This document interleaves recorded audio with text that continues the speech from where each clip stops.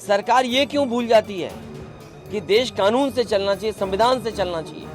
और ये अगर बुलडोजर चलने लगेगा तो सबसे ज्यादा गैर कानूनी अगर घर किसी के बने तो भारतीय जनता पार्टी के बने।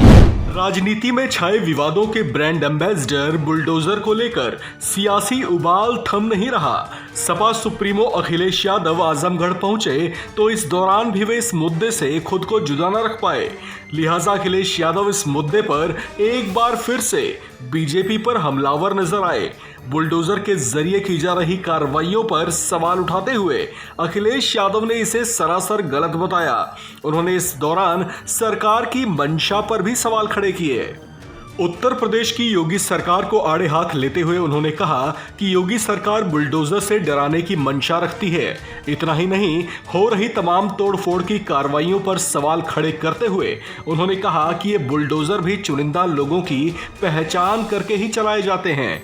अशरफिया विश्वविद्यालय पर हो रही कार्रवाई का विरोध करते हुए उन्होंने कहा कि वहां पर बुलडोजर नहीं चलाया जाना चाहिए।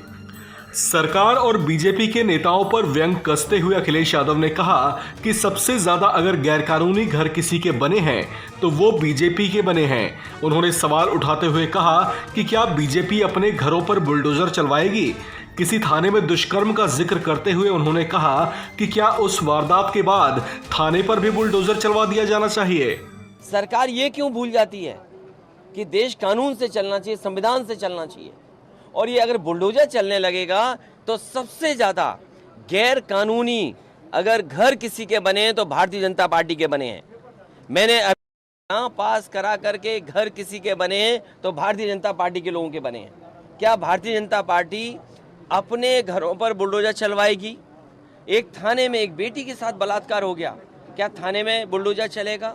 बीजेपी पर व्यंग कसते हुए सपा सुप्रीमो अखिलेश यादव ने कहा कि बीजेपी के अनेकों नेता ऐसे हैं जिनके मकान और कई तरह के दूसरे कंस्ट्रक्शंस गैर कानूनी तरीके से बनाए गए हैं। उन्होंने कहा उन पर बीजेपी शासन कब बुलडोजर चलवाएगी।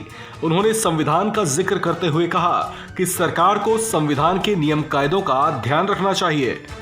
इस दौरान अखिलेश यादव ने सीएम योगी आदित्यनाथ को लेकर भी तंज कसा। उन्होंने कहा कि राम राज्य की बातें करने वाले योगी आदित्यनाथ के शासन में ही एक थाने में युवती से दुष्कर्म हुआ। ऐसे में उन्होंने थाने को क्यों छोड़ दिया, उस पर भी उन्होंने बुलडोजर क्यों नहीं चलवा दिया। गौरतलब है कि सपा सुप्रीमो अखिलेश यादव आजमगढ़ के दौरे पर थे, जहां वे समाजवादी पार्टी के ही एक विधायक दारा सिंह चौहान की मां को श्रद्धांजलि देने के लिए पहुंचे थे। इस खबर में फिलहाल इतना ही। बाकी खबरों के लिए बने रहिए वन इंडिया हिंदी के साथ।